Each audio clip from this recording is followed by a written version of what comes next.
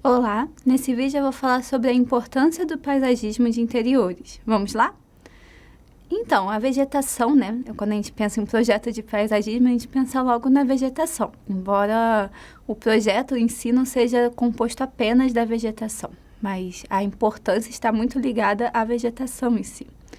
A vegetação e o ser humano, né, eles sempre estiveram ligados. O homem, ele sempre teve um contato com a vegetação, seja numa época bem mais antiga, né, em que a gente realmente plantava tudo que comia, então tinha esse contato obrigatório, né, para a sobrevivência, até com a evolução, né, da população em si, de toda a humanidade, esse contato se tornou mais visível por meio da criação de jardins para passeio, para leitura.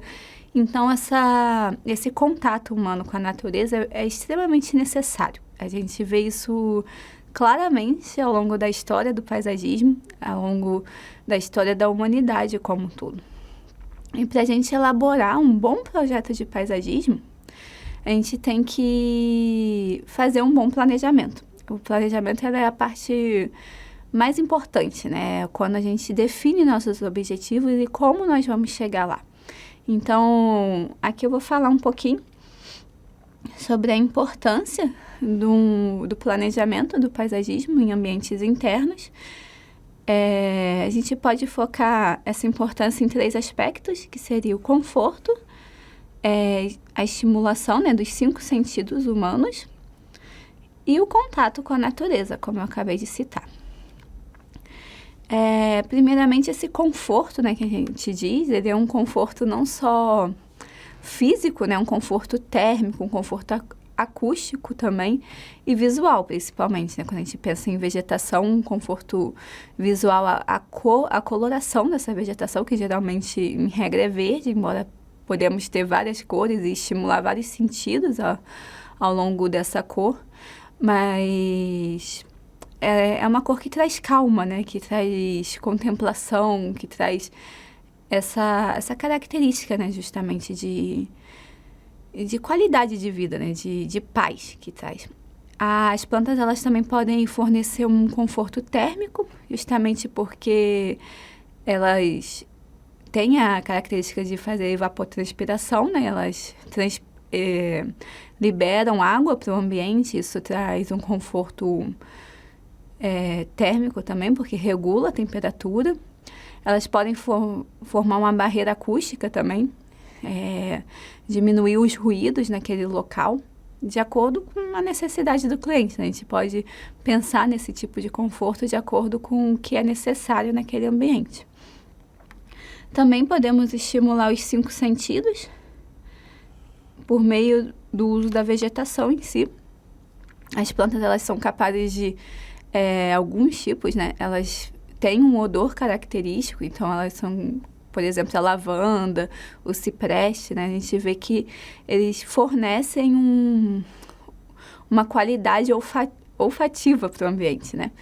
Elas também podem fazer um leve farfalhar, dependendo do tipo de planta, né? Ou seja, elas fornecem um som também, um som confortável para aquele ambiente. E em relação ao toque, né, ao tato em si, a gente pode ver,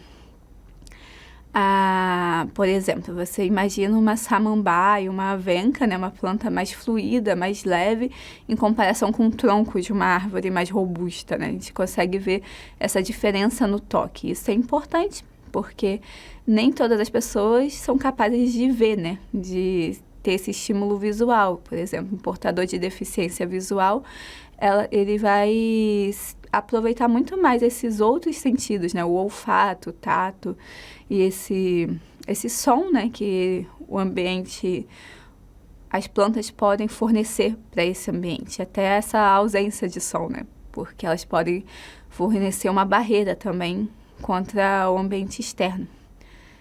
E quando a gente pensa, né, no projeto paisagístico, a gente pensa logo também na escolha das plantas. É um ponto mais importante, né, dentro do planejamento, porque uma planta mal desenvolvida, ela vai estragar todos os benefícios que um projeto paisagístico pode oferecer, né? Imagina uma planta definhando, né, em senescência no ambiente. Ela traz o oposto, né, de tudo que a gente disse de benefício até agora. Então, eu vou falar um pouquinho sobre algumas plantas, para vocês terem um conhecimento geral e algumas necessidades que elas têm, né? Aqui nós temos a avenca, é uma planta de interior, as que eu vou citar aqui são todas plantas de interior. E é uma planta que exige bastante umidade e uma luz solar indireta. Ela precisa de um pouco de luz solar, mas não é uma planta 100% de sombra, né? Mas ela é uma luz solar mais indireta. É uma planta muito usada em projetos de paisagismo e se adequa muito bem a ambientes úmidos, como o banheiro, essas coisas. Temos também a dracena, provavelmente você já se deparou com essa planta em algum projeto. Ela é muito indicada para ambientes com ar-condicionado, hoje em dia muito comum, né? Então, realmente é bom ter em mente o uso dessa planta. Temos a jade, que é uma planta que não tolera luz solar direta. E entre outras, existem várias plantas que podem ser usadas em ambiente interno e com características bem diferentes. Basta a gente pesquisar e cada local do mundo, né, em que estivermos vai ter plantas específicas para isso. E o que eu tinha para dizer hoje era isso. Espero que tenham gostado e até o próximo vídeo.